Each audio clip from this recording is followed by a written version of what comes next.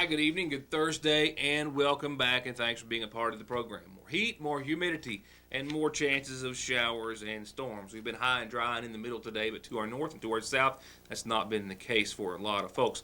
We'll get in on the action soon enough, and that pattern will stick around for a few days, but the end of it, there is some milder, nicer, drier weather in store. I'll tell you about that in just a few moments. Headlines tonight will include indictments returned by a grand jury, as well as the second annual Royalton Trailtown Festival. It's this Saturday. They've got a lot planned. They're even building on the first annual event last year. A couple of students we want to brag on. One from Johnson County for some literally out of this world accomplishments and many other headlines to pass along. I've got one announcement for you tonight that I need to get out there. It's about a meeting, and they have changed the location because they've already seen a lot of interest in it. I got this from City Hall earlier today, and there is a public meeting that has been set. It's been set for 1 week from today, next Thursday the 9th, and they're going to be discussing all the businesses and properties affected by water and sewer relocation along Restaurant Row in Sagersville during the Mountain Parkway expansion project. So they're hoping that anyone who has any interest in that will attend a public meeting on water and sewer relocation along that stretch of the expansion project. Once again, Thursday of next week, 6:30, it is going to be at the Magoffin County Health Department. They had planned originally to have it at Sagersville City Hall, but they're already expecting a larger crowd, and they have moved the venue. So at the Health Department, I'll stick it over on the calendar and remind you for the next few days and up to. But personnel from the Sagersville Waterworks, the City of Sagersville, the Transportation Cabinet, engineering companies, and others will all be on hand to answer any questions or hear any concerns that you may have. I'll remind you in the days to come. Well, an update, I guess a reminder, we've mentioned the date a couple of times, but it's been a little while, but they have not been just sitting around in that while. They've been working very hard as the second annual Royalton Trailtown Festival is here this weekend. They started it last year, you may recall, had a wonderful weekend, all sorts of events, and you would have thought that would have been enough, but indeed they've already built on their theme and excitement this year round, and it's all Saturday.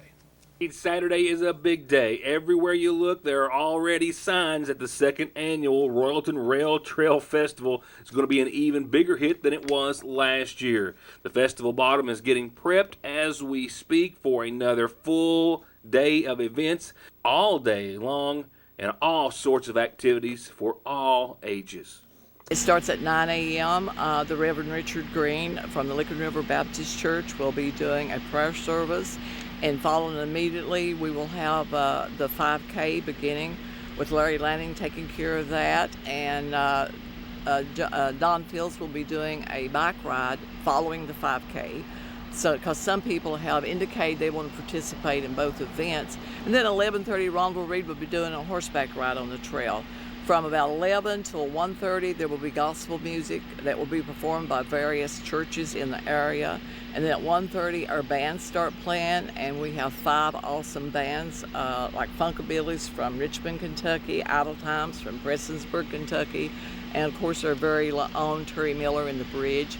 So we have 5 different bands too that are bluegrass and various music for everybody. Main thing is bring a lawn chair. The admissions is $3 for everyone above age 12 years of age.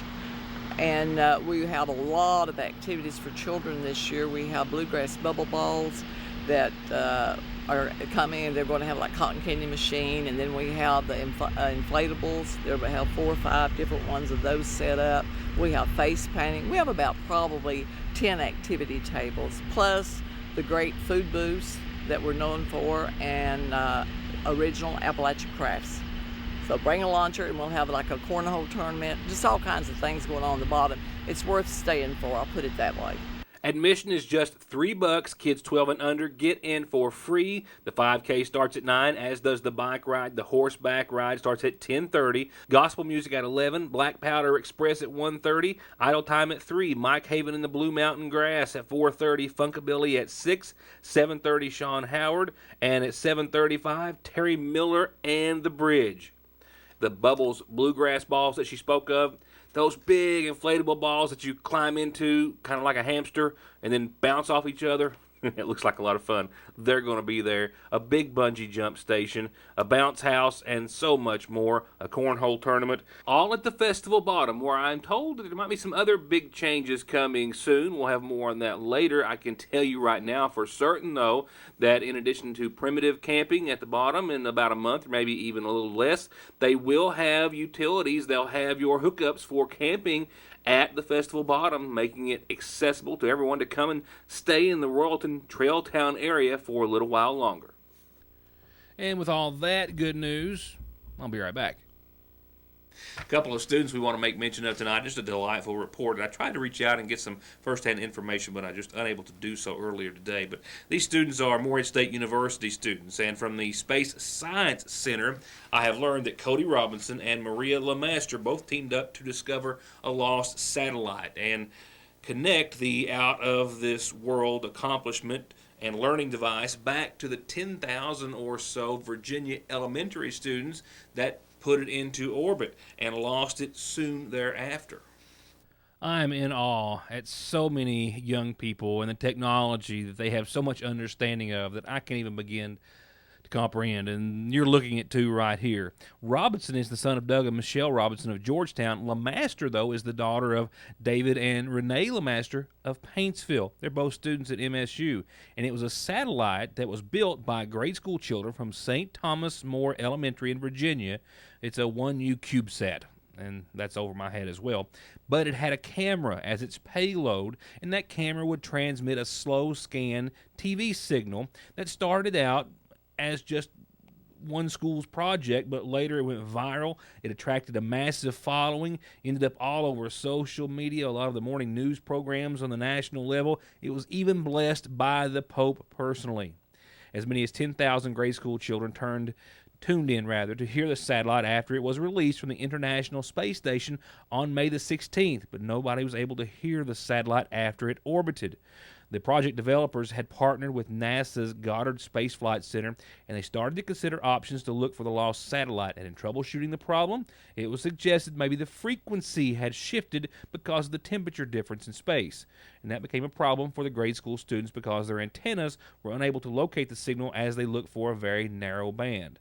The NASA team suggested that Morehead State University might be able to help, and they contacted Morehead through the NASA Near Earth Network. And according to the Morehead State website, MSU's Space Science Center assembled a team of one staff member, Bob Kroll, a space systems engineer, and LeMaster and Robinson to look for the lost spacecraft. And during the May 24 orbital pass, a faint signal was received. They picked it up and analyzed it. It was then sent to the project manager at NASA Goddard Space Center Space Flight Center, my apologies, and the lost satellite was found. NASA was right. Its signal had, in fact, shifted down a few megahertz. Now that the signal has been found, thousands of school children are now able to hear and receive pictures from it. According to Space Science Center Director Dr. Ben Malfris, this is the second lost satellites MSU students have found this summer. The first was an Italian satellite that was launched by the University of Parma. Congratulations, guys. Birthday wishes kick off tonight's Magoffin Farm Bureau Community Calendar. Will Mead is 5, from what I understand. Happy 5th birthday, Will Mead, from Mom and Dad, Sissy Holly Kate that is, Granny and Paul, and your auntie too. Happy birthday. He's 5 today. He's Will Mead. Happy birthday to you.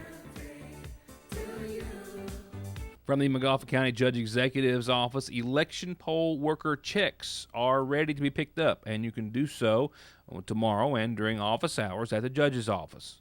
Election poll checks are in. And don't forget, the countywide cleanup campaign starts next week for anyone who lives in Magisterial District 1. That's Monday through Friday. District 2 is the following week, beginning on the 13th, and District 3 is the following after that, beginning on the 20th. The County Road Department will stop by all week long between 8 and 3 if you have items out by the curb.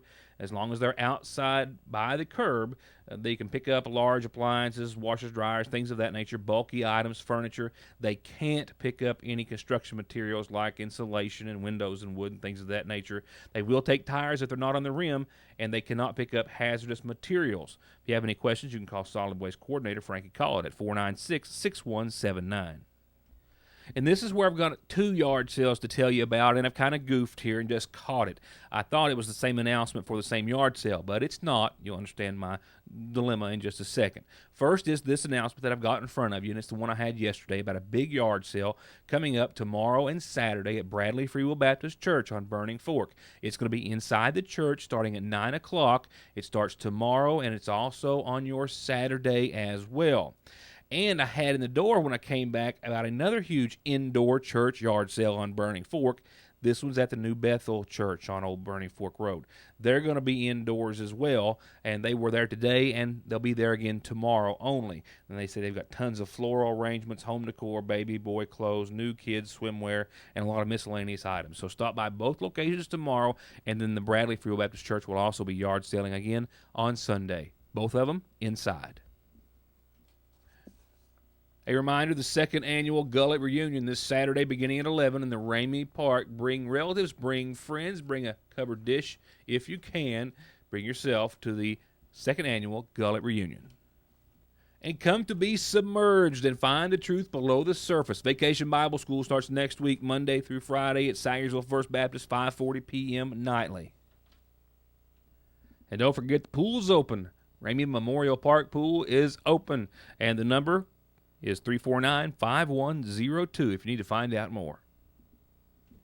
And use our number, our address, our email address, our Facebook account, which is still under my name, Ritt or Mortimer. Any way you can get your calendar announcement, birthday, or anniversary to us, I'll tell everyone about it.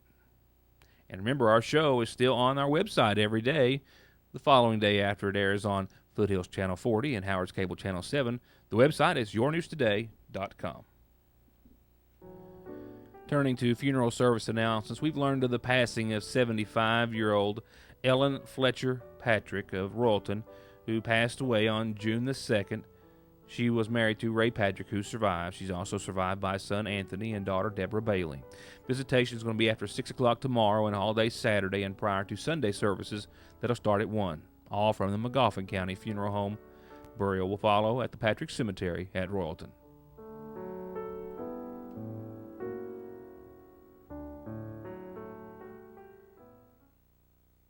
Four indictments returned by Magoffin County Grand Jury earlier today, both drug-related, and both cases at the behest of Magoffin County Sheriff's Deputy Neil Adams. Adams was the complaining witness on both indictments returned by a sitting Magoffin County Grand Jury today. The first against Joseph Meadows. It's got an address listed as Brownsville, Kentucky, but as I understand from talking with Adams, he is from the Michigan area, and he and a female were caught in Sayersville and Magoffin County on a traffic stop back around March 11th of this year, and with them they had in their possession, with Meadows being the one to be charged with that ultimately, a significant amount of cocaine, about 4 grams. He was indicted on trafficking in a controlled substance in the first-degree first offense and possession of drug paraphernalia. The other indictment is that of a Sayersville man indicted on serious and several drug-related charges. This goes back to the report that you see here. This video is from the report that I first aired sometime around April the 27th, I believe, of this year, just a few weeks ago. This was a variety of illegal drugs found after a thorough investigation and search. A traffic stop of a vehicle driven by Richard Caldwell netted nothing during the initial stop, but after further prodding and looking, they discovered a Mountain Dew bottle that you might recall me showing on the TV that wasn't really a Mountain Dew bottle at all, but hidden inside was several grams of very high-quality crystal methamphetamine, a host and a variety of prescription pills that you see there on the counter that we covered during the initial seizure. And since Richard Caldwell has been indicted on those charges by a Magoffin County Grand Jury. They returned the indictment yesterday for trafficking in a controlled substance in the first degree, that being methamphetamine. Another charge of trafficking in a controlled substance in the first degree for some of the pills, possession of a controlled substance in the third degree, trafficking in legend drugs, possession of a controlled substance not in its original container, possession of drug paraphernalia. All together, I see, and I'm counting, my apologies, 9 counts in the indictment returned by the Magoffin County Grand Jury. And there you can see as we showcase the Mountain Dew bottle, which I found on eBay for about $14, $15, and a host of other similar ways to hide something illegal or something not, I suppose. But nevertheless, it was hidden in that bottle very well, and that was where deputies found the illegal cash. Had I known there was going to be such a significant rain delay, getting out of the office late last night still would have had time to make it to the end of the Johnson Central Lawrence County Baseball 57th District Championship last evening. Didn't factor that one in, and I'll have to take the hit for that. But tonight, my intentions were to leave even earlier than I am. The show was to be taped a couple of hours early to give me plenty of time to make it to Shelby Valley. In all reality, I'm going to get there maybe just in time for the second inning or third at best. But nevertheless, we had to make mention of the rematch last night, as indeed it was the third championship in a row to be decided by Johnson Central and Lawrence County. And by a score of 12-2, a commanding win for the Golden Eagles of Johnson Central that sends them on to the state tournament. And it's not unfamiliar ground for them either, and neither is winning the 15th region tournament. Yeah, third championship in a row where Central and Lawrence County faced off. And as far as going on to the state, well, they play the winner in Region 9, still unknown at this hour, I believe, next Thursday morning at 11. Now, they've been in the state tournament most recently, year before last in 2014.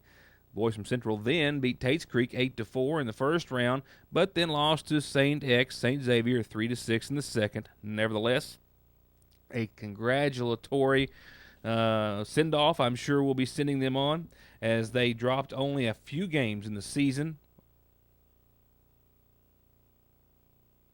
8 losses is what I'm counting. I didn't have the tally in front of me, but 8 losses in 15th region baseball, and now 15th region champions yet again for the boys from Johnson Central.